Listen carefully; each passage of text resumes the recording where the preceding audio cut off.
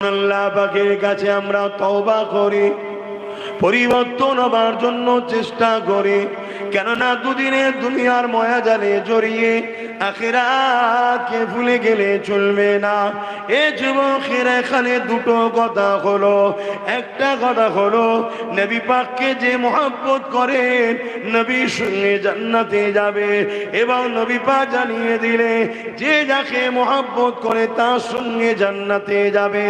এ আমরা যদি সত্যি ইমামে হুসাইন হুজুরকে মহব্বত করে, তাহলে হুজুর যেটা পছন্দ করতে ওটা যেন আমাদের আখলাকে থাকে।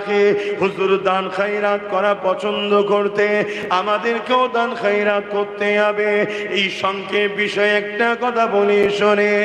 এ নওজওয়ানেরা, আল্লাহ নবীর কলিজার টুকরি খাতুনে জান্নাত ফাতেমা জাহরা রাদিয়াল্লাহু তাআলা আনহা যখন ইমামে হাসান হুসাইন দুই ভাই ছোট ছিলেন, তিনারা যখন বিমারে পড়ে গেলে, ইমামে হাসান হুসাইন অসুস্থ হয়ে গেলে, খাতুনে জান্নাত নিয়ত করলে, ও রব্বি আল্লাহ, আমার বাচ্চা দুটো অসুস্থ হয়েছে, সুস্থ হয়ে গেলে আমি আপনার খুশির জন্যে 3টে মান্নত করছি, রোজা রাখবো। আপনারাও কোনো সমস্যায় পড়লে, সে অসুস্থ হোক, কারবার হোক, বিপদে পড়ে গেলে হোক, এমন বিপদে পড়েছেন ঘরের চতুর্দিকে আপনাকে ঘিরে ফেলেছে, মেরে ফেলবে, ওই ঘরের মধ্যে বসে আপনি নিয়ত করুন, মালিক আমার যদি জানটা আপনি বক্স দেন, যদি আপনি বাঁচিয়ে দেন, আমি আপনার খুশির জন্য 5টা রোজা রাখবো, কি 10টা রোজা রাখবো, কি এই করব, দুটো গরিবের বিয়ে দেবো। আল্লাহর কাছে নিয়ত করুন, দেখবেন আপনি ভাবতে পারবেন না কোন স্টাইলে, কিভাবে যে আপনার দুশ্মনকে ওখান থেকে আল্লাহ সরিয়ে দেবে। সব থেকে উত্তম কৌশল তিনি ভালো জানেন, বলুন সুবহানাল্লাহ। কিন্তু আমি দেখছি আমার ভাইয়েরা আবার সেই মোবাইলে ব্যস্ত হচ্ছে। একটু একটু বাচ্চা ছেলেদের হাতে সব ফোন। আমি যেখানেই যাচ্ছি সেখানেই বারণ করছি, বাচ্চা কোনোকে ফোন দিও না, বাচ্চা কোনোকে ফোন দিও না। কিন্তু আপনারা কেন শুনছেন না জানি না, কিন্তু আমার মনে হয় আল্লাহ, আমার রাসূলুল্লাহর হাদিস, রাসূলুল্লাহর হাদিস, এই হিন্দুস্তানে নবী অনেক ভবিষ্যৎবাণী করেছে।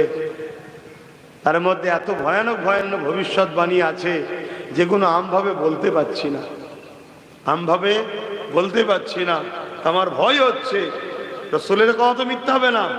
সেই দিন কি এসে গেল নাকি? ওই ছেলেটাকে এত বলার পরও ও ওখানে মোবাইল নিয়ে মনে করছে ভাইজান বুঝতে পারছে না। ও কিন্তু মাঝে মাঝে একবার মোবাইলের দিকে দেখছে, তখন আমার নজর ওর দিকে পড়ছে, তখন দেখতে পাচ্ছে না আমাকে। তাহলে এই যে বদমাইশি পোনা, এই যে বলুন, এই যে ছেলে কোনো বদমাইশ হচ্ছে, এটা কত খারাপ। হ্যাঁ, তোকে তো আমি বারণ করেছি, তোমার কত শুনবে নাকি? কিন্তু এই যে অবাধ্য পোনা, এটা কি ভালো লাগে বলো?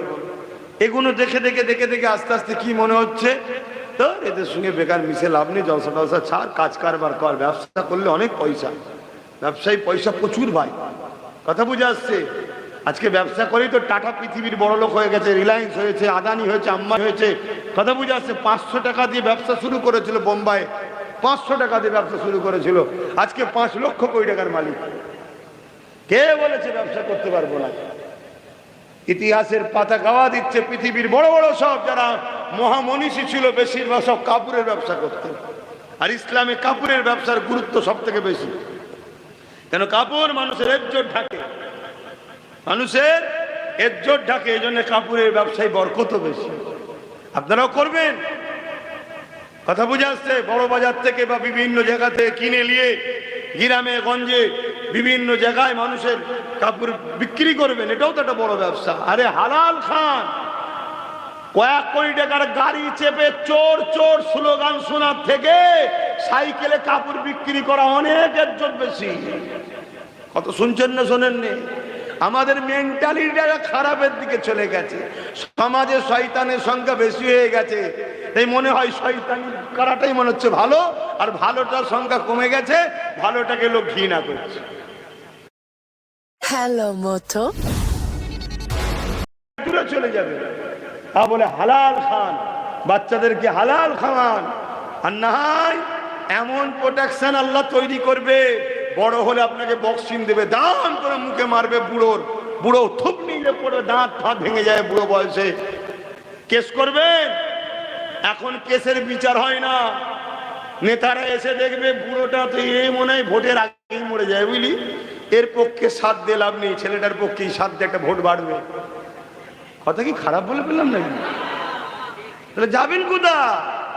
ওই জন্য ছেলেকে হালাল খাওয়ান, হালাল খাওয়ান, ছেলে দেখবেন ভালো হবে, আপনাকে প্রিয়ার করবে, আব্বা আব্বা করবে। একটু যেই বড় হয়ে যাবে উনি বলে আব্বা আপনাকে আর কষ্ট করতে হবে না, আমরা কাজ কাম করছি। আমি তো আমার বাপকে প্রায় বুঝাই, আপনাকে কি এখনো জলসা করতে হবে? এখনো যেতে হবে দরবারে বসে থাকেন? মানুষ আসবে 45 বছর 50 বছর লোকের কাছে গেলেন, মানুষ এখন আপনার কাছে আসবে। 50 বছর তোদের কাছে গেছি, তুই 5-10 বছর তো আমার কাছে আয় নাকি, দরবারে বসে। না, আমার অনেক মুরিদ আছে গরিব, তারা আসতে পারেনি, গেলে একটু দেখা হয়। জানি বাপ্পির মুরিদি বাপ বেটার সম্পর্ক, কিন্তু আমাদের তো কষ্ট হয়, কেন এই অবস্থায় যাওয়া অনেক কষ্ট। তারপরে আমি আমার কথা বলছি, আমি যেভাবে চলি আমার আব্বা অনেক কষ্ট হবে চলে। আগেকারের মানুষ তো অত শান শওকাতের মন মানসিকতা, আপনাদেরই বাপগুলোকে দেখেন না, অত শান শওকাত করার শখ আছে নাকি? ওর বাবা হলে হলো, লে বাবা ঠিক আছে, বাবা ঠিক আছে বাবা। যাক, আসেন আলোচনার দিকে আবার ফিরে যায়। আল্লাহ নবী বলে দিলেন, নবীকে জানের থেকে বেশি ভালোবাসা হলো ঈমান। অপর দিকে নবী পাক বলে দিলেন, হাসান হোসেনকে যে ভালোবাসলো সে আমি নবী আমাকে ভালোবাসলো, যে আমাকে ভালোবাসলো আল্লাহ পাক তাদেরকে ভালোবাসবে। আল্লাহ নবী তার পাশাপাশি বললেন, যে হাসান হোসেনের সঙ্গে দুশ্মনী করলো সে আমি রাসূলুল্লাহ আমার সঙ্গে দুশ্মনী করলো, যে আমার সঙ্গে দুশ্মনী করলো আল্লাহ পাকের রহমত তাদের দিক থেকে মুখ ফিরিয়ে নেবে, আল্লাহ পাকের আযাব তাদের উপরে হবে। তাই বলে দিয়ে যায়, নবীকে মহব্বত করার নাম হলো ঈমান। হাসান হোসেনকে মহব্বত যে করে সে হলো নবীকে মহব্বত করে, আর যে নবীকে মহব্বত করে আল্লাহ তাকে ভালোবাসে। আর যে হাসান হোসেনের সঙ্গে দুশ্মনী করে সে নবীর সঙ্গে দুশ্মনী করে। তাই হাসান হোসেন ঈমানের সাথে, কারণ হাসান হোসেনের মহব্বতটাই নবীর মহব্বত, আর নবীর মহব্বতকে আল্লাহ ঈমান বলে দিয়েছে।